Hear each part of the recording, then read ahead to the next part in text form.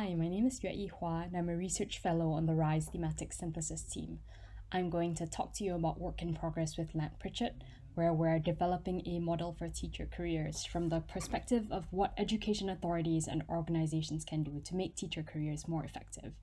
We've been drawing on literature from education, psychology, economics, industrial organization, and so on, and the current iteration of this project is called How to Manage Teacher Careers, Getting the Best You Can Out of the Best You Can Attract. The motivation for developing this framework for teacher careers is that there are two big challenges for education authorities and organizations that want to improve student learning by improving their management of teachers' careers, but these challenges often go unaddressed. The first challenge is complexity. Now, there's broad agreement that teacher motivation and teacher careers are important, but the different elements of teacher careers are often discussed in isolation, like teacher training, teacher career progression, teacher standards, teacher salaries, and so on.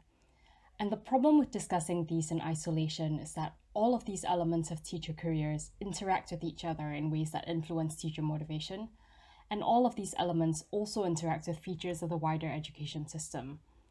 And in addition, some policy discussions don't fully take into account the fact that classroom teaching itself is a difficult, complex process with a lot of moving parts. Given all of these complexities, trying to incrementally tweak different elements one by one in the hope of improving teacher quality is like trying to solve a Rubik's Cube by passing it from person to person, with each person making one spin before passing it off to the next person. Instead, to effectively and efficiently solve a Rubik's Cube, you need to have an overall picture and strategy for all the moving parts. The second challenge is capacity, which is a particular problem in low-performing education systems. Now, this challenge is complicated by the fact that a lot of the exciting stuff in education, like the cutting-edge research, the education systems in TIMSS and PISA headlines, those are on the outer frontier of performance, where it's a matter of incremental tweaks to push out the frontier further and further. So the focus in education policy discourse sometimes gets skewed toward the exciting frontier, rather than to improving the performance levels that are typical in many low-performing systems, such as systems where teacher absenteeism is a chronic problem. And another complication here is the fact that education entails a whole lot of different tasks, some of which are easier to achieve even in low-performing systems. So attention can also get skewed towards success on these more logistical tasks, which are on the left side of this conceptual graph. And these performance differentials apply both to individual teachers and to education authorities. For example, it's relatively feasible, even in a low-performing system, for a teacher to get students to fill their exercise books with notes copied verbatim from the textbook or the blackboard, even if the kids don't understand what they're writing down. But it's much harder for a teacher to cultivate the deep conceptual and procedural mastery of skills and knowledge that will be genuinely meaningful in children's future lives. And for education authorities, it's relatively feasible, even in a low-performing system, to administer the payroll of civil service teachers, but it's much harder to design and allocate resources for a career and compensation package that attracts, retains, and motivates passionate, capable people in the teaching profession. So in low-performing countries, managing teachers' careers isn't a matter of pushing out the global performance frontier, but it's a matter of getting the best you can out of the best you can attract. When we don't take into account the complexity of teacher careers as well as the actual capacity levels in many education systems, what we have is a discourse that assumes the problem with teacher careers is like the cube on the left. That is, less complex than it actually is, and a few tweaks away from being where it should be, when really it's a lot more like the cube on the right. So to fully engage with the varied elements of teacher careers, as well as with what education systems can realistically achieve, we need a model that is both fully hedonic and fully dynamic. What we mean by fully hedonic is that the model accounts for the full range of factors that can influence teachers' motivations, and these factors go far beyond financial incentives. And also that the model accounts for the heterogeneity of motivation across the full pool of teachers. Because as with any other profession, some teachers are more motivated and some are less motivated, and two teachers could have similar overall levels of motivation, but they might prioritize different goals in their respective classrooms. And what we mean by fully dynamic is that the model allows for different phases of teacher careers to have different hedonic features, which I'll explain later in the presentation. And also that the model accounts for the fact that prospective teachers, in their decisions whether or not to embark on a teaching career, may think about the benefits they expect to gain over the full span of their careers, so it's not just about competitive starting salaries. And finally, that the model allows for the effects of teacher career reforms to get phased in gradually as teachers acclimate over time, or as cohorts of teachers retire and are replaced by their younger counterparts. So this is the model, and the rows that you can see in blue are hedonic factors, or things that can influence teacher motivation in different ways. These factors correspond to the design elements of accountability in the RISE framework for education systems. And all 5 of these factors matter because one central way for education authorities and organizations to facilitate student learning is by ensuring that teachers are motivated and equipped to cultivate student learning. And motivating and equipping teachers means providing them with clear, consensus-based, achievable priorities, which happens through appropriate delegation of responsibilities and indirectly through the information used to monitor teachers' work, as well as providing teachers with the resources for achieving these priorities through support for classroom instruction, finance or compensation for delivering that instruction, and information for feedback on how to improve their work. And the columns, which are in orange, show phases of teachers' careers, which are one aspect of the dynamics of teachers' careers. And note that these year ranges for the novice, experienced, and veteran teacher phases are just approximate illustrative ranges. I'll now go through each of the 5 hedonic factors in turn, showing some examples. And for the examples that I will give on the following slides, all of these are only illustrative. They show one hypothetical combination of hedonic factors that could work in some contexts, but might not work in other contexts. The first of the 5 hedonic factors is delegation, or the question of who does what and where. And the big idea for delegation and teacher careers is that there are many possible combinations of teachers, tasks, and settings, all of which interact to influence teacher motivation. Now, delegation can influence teachers' motivation both because it can orient teacher motivation toward different responsibilities, and also because it can influence the level of teacher motivation depending on how appealing or achievable these responsibilities may be, or how much flexibility teachers have been given to fulfill these responsibilities. And in the absence of clear consensus-based achievable priorities, teachers may face conflicting or competing priorities, and they may skew their motivation and effort toward more easily achievable or more explicitly monitored tasks, like putting a lot of effort into making the lesson plans in your record book look pretty, whether or not these lessons actually reflect what happened in your classroom. Here's an example to illustrate one possible combination of aspects of delegation across different phases of teacher careers. Now there's a lot going on in this table, so let's focus just on the orange cells toward the bottom right as an example. These cells relate to the delegation of differentiated responsibilities to different teachers in the form of selective specialized career pathways, such as a school leadership pathway for experienced teachers or an instructional leadership pathway for veteran teachers to contribute to student learning by sharing their accumulated pedagogical wisdom with colleagues. And because of the complexity of teacher careers, where different elements all interact with each other, it's crucial that these specialized pathways are coherent with other parts of the system. For example, coherence of differentiated responsibilities with the phases of teacher careers means having reasonable expectations about experience and competencies, like not expecting a novice teacher to take on management responsibilities. And differentiated responsibilities also need to be coherent with other aspects of delegation. For example, looking at the orange cell in the entry and exit row toward the top left, if you want school leaders and instructional leaders to be chosen from those who enter the education workforce through pre-service teacher training institutes, then initial entry criteria should assign some weight to non-academic attributes that indicate potential for such leadership. After delegation, the second hedonic factor is information, or knowing how well teachers are doing what they're expected to do. The big idea for information in teacher careers is that constructive information is multifaceted and costly, but valuable for orienting teachers' motivations, administrators' decisions, and collective improvement. And this matters because education itself is a multifaceted endeavor involving a lot of different goals and practices and processes. So in the absence of appropriately granular and multidimensional information on student learning and teacher practice, then teachers may focus their efforts on whatever narrow input-output measures that administrators may monitor and emphasize. And another consequence of inadequate information about teaching and learning is that the teachers who are motivated to improve their instructional practice won't have the feedback they need to know what to improve and how to go about doing that.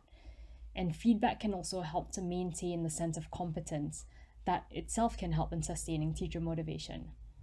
Now, let's look at an example of how information should be coherent with delegation, specifically the differentiated responsibilities discussed in the previous slide. So focusing again on the orange cells, if one aim of delegation is to effectively select some experienced and veteran teachers for school and instructional leadership roles, then formal appraisal and information on instructional practices need to capture sufficiently rich pictures to enable such selection. Instead, what happens in many education systems is that school leaders are chosen primarily based on their years of service, and seniority is not an especially accurate indicator of teacher practice or of management skills. The third hedonic factor is support, or elements that would help teachers to do their jobs better. The big idea for support and teacher careers is that regardless of how motivated a teacher may be to cultivate student learning, they will not succeed unless they're equipped for the job, and bad equipment will eventually erode their motivation. Now, if education authorities don't provide teachers with adequate support throughout their careers, then they can't reasonably expect teachers to teach well. Sure, a small proportion of savvy and extraordinarily motivated teachers may overcome resource limitations using their own time and networks and money, but this won't benefit the many children whom they don't teach. And moreover, if inadequate support makes it nigh impossible for teachers to fulfill student learning goals, then their motivation for achieving these goals will gradually decline. Of course, support on its own doesn't generate student learning, as found in numerous studies where increasing educational inputs didn't yield the hope for gains in learning. But supports in combination with clear learning priorities and motivated teachers can yield such student learning gains. To give an example of coherence between support and the differentiated responsibilities of delegation, if a teacher is chosen for a specialized pathway, then they should receive specialized training to help them with these new responsibilities. For example, someone newly selected for the instructional leadership pathway would benefit from training in adult pedagogy so that they can coach their colleagues effectively. Another important point of coherence between differentiated responsibilities and support is that if education authorities don't select and train enough people for leadership roles, then there won't be enough mentors to support pre-service and novice teachers.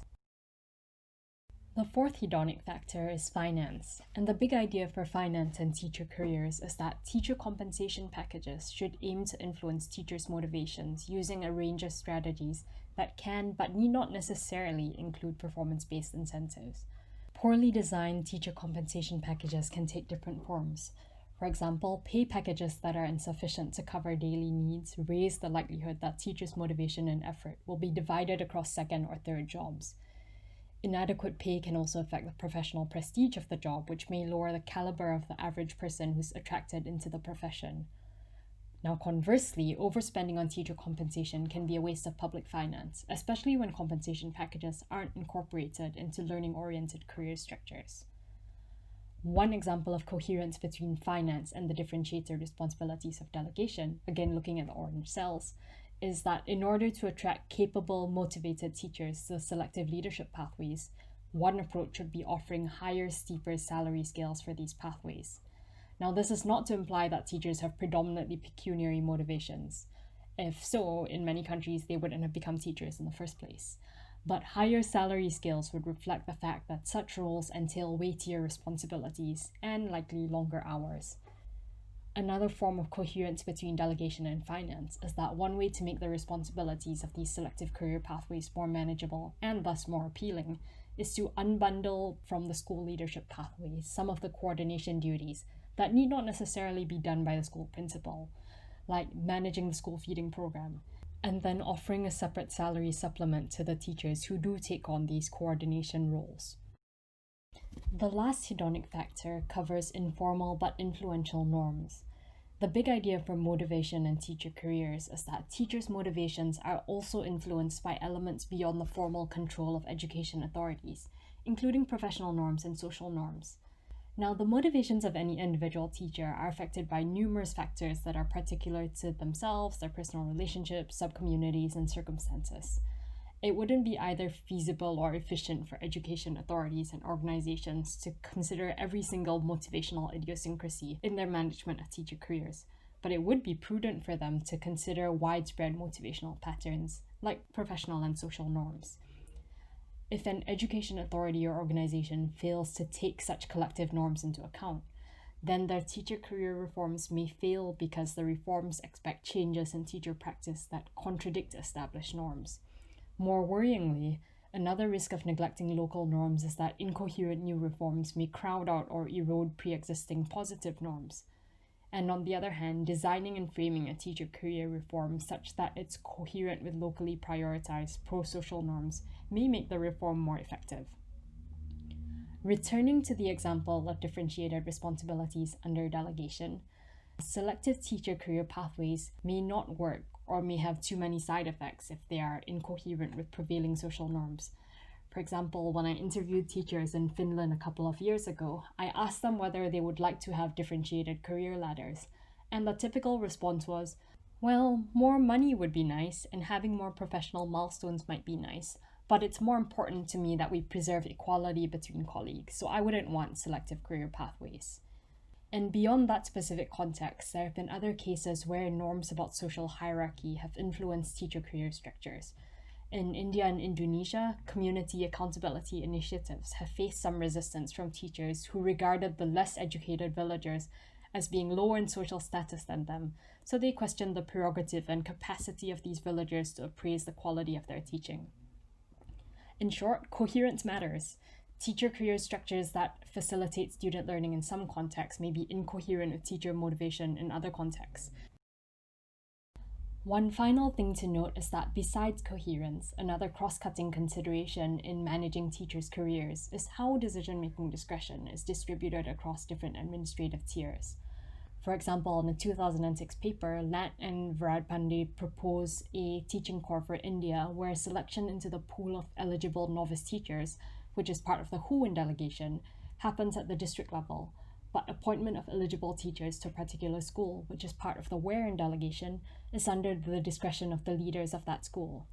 And this helps to reduce conflict of interest because it makes it harder for the district to accept bribes in exchange for jobs, since schools ultimately control job assignment, and also harder for schools to accept bribes from unqualified candidates, since the district controls certification. And this also gives discretion to the administrative tier with the best information on each issue. For example, school leaders are better positioned than higher authorities to know what sorts of teachers would best contribute to their contexts, and the district would hopefully have more capacity than schools to effectively appraise technical requirements. But note that, as with all the other tables in this presentation, this is one illustrative example in a universe of possible combinations. In summary, teacher careers are a hugely complicated matter, but this model for looking concurrently at hedonics and dynamics and considering coherence and the distribution of discretion offers a view of the whole Rubik's Cube at one go. And this view will hopefully help education authorities to strategically address the twin challenges of high complexity and low capacity in managing teachers' careers. As I noted at the beginning, this model is very much a work in progress, so if you have feedback or suggestions of literatures we should incorporate, or if you would like to receive a copy of this paper once it's eventually finished, then do feel free to email me. Thank you very much, and I look forward to the panel discussion on the 5th of August.